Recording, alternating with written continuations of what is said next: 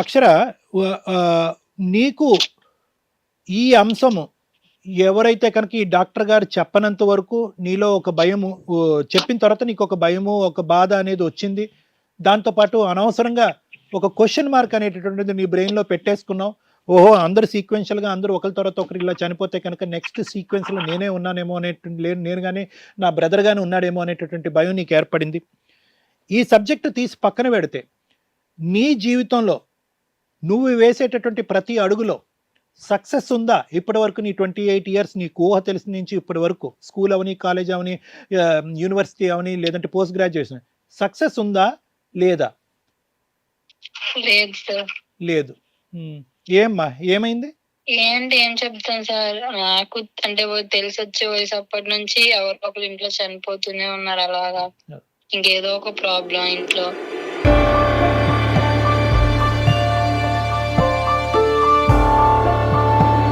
ఇక్కడ very clear అమ్మా. తనకేంటంటే తను తేరుకునే లోపే మళ్ళీ ఒక డిప్రెషన్లోకి వెళ్ళిపోతుంది.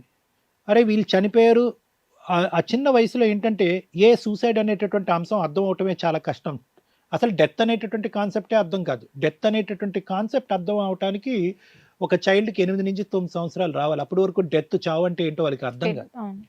ఆ కాన్సెప్ట్ అంటే అర్థం కానటువంటి వీళ్ళకి కళ్ళెదురుగుంట సూసైడ్లు కనిపించేటప్పటికి ఒక దెబ్బ నుంచి ఇంకో తేరుకునే లోపల ఇంకో దెబ్బ తగలటం అనేటటువంటి ఈరోజు అక్షర జీవితంలో మనకు కల్పిస్తుంది. అంటే దీన్ని మనం ఏమంటామంటే, జెనెటికల్గా ఒక అంశం వచ్చినా కూడా, డిప్రెషన్ రూపాన్ని వచ్చినా లేదంటే సూసైడ్ రూపాన్ని వచ్చినా కూడా వాతావరణ ప్రభావం అనేటటువంటిది కూడా ఇక్కడ ఉంటుంది. అంటే ఈ అమ్మాయికి 2 దెబ్బలు. ఒకటి వంశపారంపర్యంగా వచ్చేటటువంటి అంశము, రెండోది ఏంటంటే ఒక దెబ్బ నుంచి తేరుకోకముందే కళ్ళెదురుగుంట సూసైడ్ అనేటటువంటి అంశం కనిపించడం. నార్మల్గా ఒక డెత్ నుంచి తేరుకోవటం కంటే ఒక సూసైడ్ జరిగినటువంటి ఫ్యామిలీలో ఆ సూసైడ్ అనేటటువంటి అంశం, ఆత్మహత్య అనేటటువంటి అంశం నుంచి తేరుకోవడానికి చాలా టైం పడుతుంది. అసలు చావు అనేటటువంటి కరోనాలో చాలామంది చనిపోయారు. చాలామంది చనిపోయారు. చనిపోయినప్పుడు మనం ఏమనుకున్నాం, అరే ఓకే ఆ వైరస్ వచ్చింది, మనం ఏదైనా తప్పు చేసాము అన్నట్టు. కానీ సహజంగా ఏంటంటే సూసైడ్ జరిగిన తర్వాత ఎందుకు చనిపోయారు, ఏ కారణం చనిపోయారు, నేనేమన్నా వాళ్ళతో తప్పుడుగా ప్రవర్తన, అంటే దగ్గరగా ఉండేటటువంటి బంధువుల్లో ఏర్పడేటటువంటి ప్రశ్నల ఉపద్రవం ఏ స్థాయిలో ఉంటుందంటే కనుక, ఎందుకు నా వల్ల, నేను చూడకపోవటం వల్ల, ఆ సమయానికి నేను మేడ మీదకి వెళ్ళి ఉంటే బాగుండేదేమో, ఆ సమయానికి నేను కరెక్ట్గా తలుపు తీసేళ్ళి ఉంటే, నేను స్నానానికి వెళ్లకుండా ఉంటే బాగుండేదేమో, ఆ ముందు రోజు నేను గట్టిగా మాట్లాడకుండా ఉంటే బాగుండేదేమో, ఎగ్జామ్ ఫెయిల్ అయ్యాడని చెప్పి నేను అవమానకరంగా 2 రోజుల పాటు అతనితో మాట్లాడకుండా నేను అలా ప్రవర్తించకుండా ఉంటే బాగుండేది. ఆ గిల్ట్ ఉంటుంది చూడండి, అది మనిషిని ఎవరైతే కనుక సర్వైవర్స్ అంటారు, అంటే కేరర్స్ అంటారు, అంటే ఎవరైతే కనుక సూసైడ్ నుంచి దగ్గరగా చూసేటటువంటి వ్యక్తుల్లో ఈ ప్రశ్నావళి అనేటటువంటి కాన్స్టెంట్గా వాళ్ళని వేధించి ఆ ప్రశ్నకు సమాధానం దొరకదు. బ్రతుకున్న వాళ్ళు అయితే కనుక మన సమాధానం అడగచ్చు. సూసైడ్ సర్వైవర్స్ అంటారు. కొంతమంది సూసైడ్ చేసుకున్న తర్వాత అదృష్టం బాగుండి బతికి బయటపడతా ఉంటారు. వాళ్ళని వెళ్ళి వీళ్ళు అడుగుతూ ఉంటారు, ఏరా నేను నిన్ను ఏమన్నానని చెప్పి నువ్వు చనిపోవడానికి ప్రయత్నం చేశాను, ఏమైంది?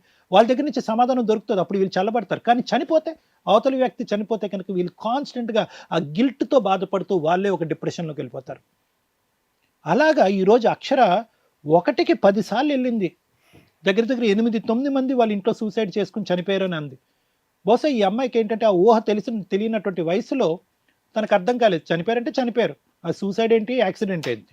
కానీ ఎప్పుడైతే ఊహ తెలిసి, ఎప్పుడైతే కనుక తన సొంత తల్లిదండ్రులు తన కళ్ళు ఎదుర్కొంటే డ్యూయల్గా, అంటే ఒకే టైంలో చనిపోయారో, ఈ అమ్మాయికి ఒకేసారి కళ్ళు తెరుచుకుని బ్యాక్గ్రౌండ్లోకి వెళ్ళి ఒక అండర్స్టాండింగ్లోకి వెళ్ళి ఒక ప్రశ్న తన మైండ్లో డెవలప్ అవటం వల్ల ఈరోజు అమ్మాయి తెలివిగా ఓ genetic and metabolic disorders doctor, ఒక సైకాట్రిస్ట్ దగ్గరికి వెళ్ళి కలిసింది. ఈ అమ్మాయి ఏంటి సార్ ఇలా జరుగుతుంది ఏంటి, దీనికి నా పూర్వీకులు ఎవరైతే కనుక ఒక క్యూలో అందరూ కట్టకట్టుకుని ఒకరి తర్వాత ఒకరు సూసైడ్ చేసుకుని చనిపోతున్నారు కదా, బహుశా వాళ్ళకి ఆ నాలెడ్జ్ లేదేమో, ఆ సైంటిఫిక్ బేస్ లేదేమో, నెక్స్ట్ నేనేమో ఈ సీక్వెన్స్లో మిగిలింది నేను ఒక్కదాన్నే కదా, నేను నా తమ్ముడు కదా, నెక్స్ట్ నేను కానీ మా తమ్ముడికి కానీ మా ఇద్దరిలో ఎవరికైనా ఏదైనా అవుతుందేమో అనే అభద్రతతో ఈరోజు ఇప్పటి వరకు డిప్రెషన్లో ప్రయాణం చేసినటువంటి అక్షరకి ఈరోజు ఫోబియా అనేటటువంటిది వచ్చింది. చనిపోతానేమో అనే భయం, లేదంటే రేపటి రోజు ఇంకోటి ఏదైనా ఉపద్రవం వస్తే కనుక తట్టుకోలేక ఆఖరి పరిష్కారంగా, చావే పరిష్కారంగా నేను ఆలోచిస్తానేమో అనేటటువంటి ఒక అభద్రత, ఇన్సెక్యూరిటీ. ప్రధానంగా ఇప్పుడు జరిగేటటువంటిది ఏంటంటే, ఈరోజు అక్షరని మనం చాలా జాగ్రత్తగా ఒక సమాధానం చెప్పి ఈ అమ్మాయిని కాపాడవలసినటువంటి బాధ్యత మీ మీద, నా మీద, హిట్ టీవీ వారి మీద ఎందుకు ఉంది అంటే కనుక, ఈరోజు ఇప్పటి వరకు ఆ అమ్మాయికి చెప్పుకోవటానికి ఒక 10 మంది మనుషులు ఉన్నారు, చెప్పుకోవటానికి తల్లిదండ్రులు ఉన్నారు. కానీ 2 నెలల నుంచి ఈ అమ్మాయి ఏకాకి. అవును. ఉండేటటువంటి ఒక్క తమ్ముడు తనకంటే చిన్న వయసు వాడు. ఈరోజు ఒక పెద్దరికం పాత్ర పోషించవలసినటువంటి పరిస్థితి. ఇంతకుముందు చెప్పుకోవటానికి మనుషులు ఉంటే కనుక ఏం జరుగుతుందో తెలియక చెప్పుకోలేకపోయింది. ఈరోజు అన్నీ తెలుసుకున్న తర్వాత ఏం జరగబోతుందో అన్నది అర్థమైన తర్వాత చెప్పుకోవటానికి మనుషులు లేనటువంటి పరిస్థితి. కాబట్టి రియల్ హెల్ప్ ఈరోజు అక్షరకి మనం ప్రొవైడ్ చేయవలసినటువంటి అవసరం ఉంది.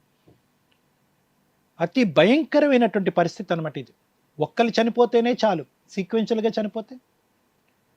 ఈ దిక్కుతోచినటువంటి పరిస్థితిలో అక్షర ఉన్నావమ్మా? ఉన్నా సార్. నేను ఒకటే చెప్తున్నానమ్మా, ఒకే ఒక పాయింట్. నువ్వు బాధపడుతున్నావు, ఏడుస్తున్నావు, కుంగిపోతున్నావు. కానీ ఈ బాధలోంచి కూడా నాన్న చెప్పు నాన్న. సార్ మీతో మాట్లాడుతున్నా కూడా ఫ్యాన్ చూస్తున్నా కురేసుకోవడానికి సార్. బేసికలీ నేను ఒకే ఒక పాయింట్ చెప్తున్నాను అన్న. అనిపించటం వేరో, చేసేసుకుంటానేమో అనేటటువంటి భయం ఉండటం వేరో, నేను ఖచ్చితంగా చేసుకుని చచ్చిపోవాలి అనేటటువంటి ఇంటెంట్ వేరో. నువ్వు 2 ప్రశ్నలు ఉన్నాయి ఇక్కడ నీకు. నీ పూర్వీకులు ఎవరైతే కనుక, పెద్దవాళ్ళు ఎవరైతే కనుక చనిపోయారో ఆ లిస్ట్ అంతా కూడా నేను అడగలేదు.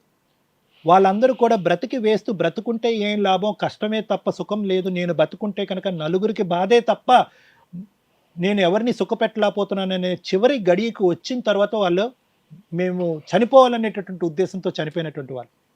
ఈరోజు నీకు చనిపోవాలనేటటువంటి ఉద్దేశం కాదు, చనిపోతానేమో అనే భయం. ఈ రెండిట్లకి చాలా తేడా ఉందమ్మా.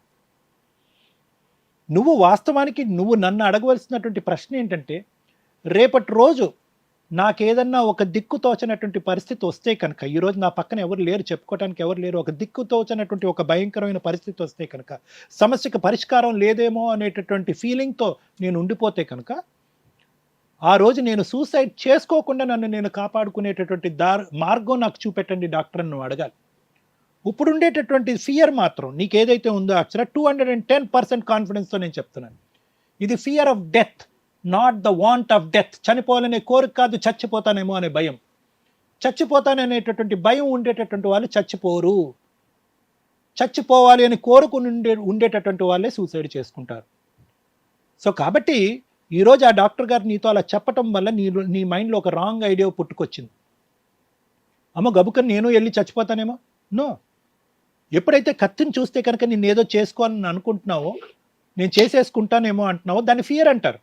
అదిగో కత్తి దొరికింది, నన్ను నేను పొడుచుకుంటానంటే కనుక దాన్ని ఇంటెంట్ అంటారు. ఆ రెండు డిఫరెంట్. భయం నుంచి ఎట్లా రావాలని మీకు కాల్ చేశాను సార్. నేను నా మాటలు జాగ్రత్తగా వినమ్మా. నీది భయం, నీ ఫియర్ కాంప్లెక్స్ ఖచ్చితంగా క్లియర్ అయిపోద్ది. ఎందుకంటే కనుక ఈరోజు చనిపోయినటువంటి 2 నెలలకే ఏం జరుగుతుంది అనేటటువంటి ప్రశ్న నువ్వు అడుక్కుని మాకు ఫోన్ చేసావు చూడు. That is the first step for the solution for your problem. ఎందుకంటే నీకు ఒక ఆలోచన కలిగింది ఈరోజు, అరే నేను కూడా ఇలా అయిపోకూడదు అంటే కనుక దీనికి ఒక సైంటిఫిక్ ఆన్సర్ నేను వెతుక్కుంటూ పోవాలి, నన్ను నా తమ్ముడిని కాపాడాలి అనేటటువంటి దృక్పథంతో ఈరోజు ఫోన్ ఎత్తి మాకు ఫోన్ చేసి కలిపావు చూడు. That is the first step to the solution. గుర్తుపెట్టుకో. అంటే ఏంటంటే నా జీవితంలో ఏం నడుస్తుంది, ఏం జరుగుతుంది అనేటటువంటి విశ్లేషణ శక్తి మానసిక సమస్యలకు ఉండటం అనేది ప్రధానమైనటువంటి అంశం.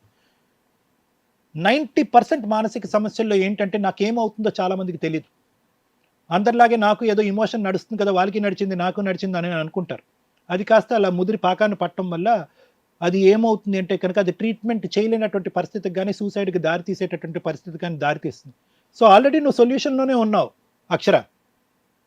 నెంబర్ 2 నేనేమని చెప్తున్నానంటే, ఎస్, ప్రతి సమస్యకి జీన్ అనేది ఉంటుంది. వంశపారంపర్యంగా వచ్చేటటువంటి పరిస్థితి ప్రతి సమస్యకు ఉంటుంది. షుగర్కి ఉంది, బీపీకి ఉంది, థైరాయిడ్కి ఉంది, అన్నిటికీ ఉన్నాయి. అలాగే మానసిక సమస్యలకు కూడా, సూసైడ్కి కూడా వంశపారంపర్యంగా వచ్చేటటువంటి దానికి అవకాశం ఉంటుంది. కానీ ఎంత పర్సెంటేజ్ అది? 30. మరి మిగతా 70% ఏంటి? వాతావరణ ప్రభావం. అంటే నేను చెప్పేది ఏంటంటే అక్షర, ఇప్పటికీ కూడా జన్యుపరంగా మీ వంశీకులు పూర్వీకుల దగ్గర నుంచి జన్యుపరమైనటువంటి లోపం ద్వారా నువ్వు సూసైడ్ చేసుకుని చనిపోవటానికి ఒక అవకాశం ఉన్నా కూడా అది కేవలం 30%. మిగతా 70%, 70% నీ జీవితాన్ని మలుపు తిప్పుకునేటటువంటి అవకాశం ఇప్పటికీ కూడా ఈ ఫోన్ కాల్ మాట్లాడుతున్నటువంటి అక్షరాకి ఇప్పటికీ కూడా ఉంది. కాబట్టి అక్కడ 100% వాళ్ళు చనిపోయారు కాబట్టి రేపొద్దున 100% నేను సూసైడ్ చేసుకుని చనిపోతాను అనటానికి ఏమీ లేదమ్మా. అది ఫస్ట్ ఈ పాయింట్ నీ బ్రెయిన్లోకి దూసుకుని వెళ్ళాలి. అప్పుడు ఆ డాక్టర్ ఏదైతే చెప్పాడో, ఆ DNA టెస్ట్ ఏదైతే చెప్పారో అవన్నీ కూడా సబ్జెక్టివ్ టెస్ట్ అంటారు. అంటే సబ్జెక్టివ్ టెస్ట్ అంటే కనుక ఒక కాగితం మీద కనిపించేటటువంటి టెస్ట్ మాత్రమే. అందుగురించే సైకాలజీలో ఎప్పుడు కూడా ఒక టెస్ట్ ఒక మనిషికి ఒక జబ్బు వస్తుందా లేదా, ఒక టెస్ట్ ఒక మనిషి సూసైడ్ చేసుకుని చచ్చిపోతాడు అనేటటువంటి నిర్ణయించే కెపాసిటీ దేనికి ఉండదు. నీ చేతిలో ఉన్న బ్రహ్మాస్త్రం వాతావరణం. అంటే వాతావరణం అంటే ఏంటి డాక్టర్ గారు నాకు అర్థం కావట్లేదు అంటే కనుక నీ జీవన విధాన శైలి. రెండోది ఏంటంటే నీ మనోధైర్యం, నీ జీవితం మీద నీకు ఉండేటటువంటి నమ్మకం. ఇది వాతావరణ ప్రభావం. నిన్ను నువ్వు నమ్ముకో.